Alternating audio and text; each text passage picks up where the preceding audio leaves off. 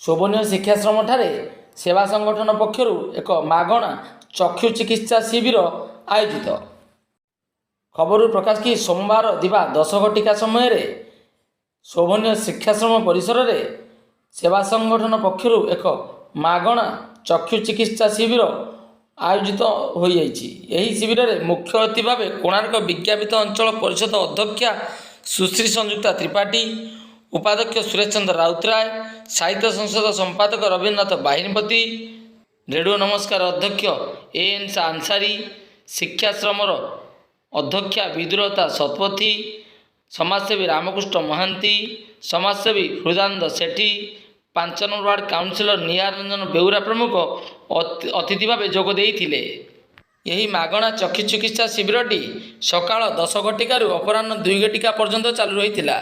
यही चिकित्सा 68 जन व्यक्तिविशेष को चिकित्सा करा जायथिला। अन्यमानक मध्यरे प्रदीप्त कुमार प्रधान, प्रियरंजन रथ, निरंजन त्रिपाठी, ब्रजबंधु विश्वाल, कुणाल पात्र प्रमुख परिचालना करथिले।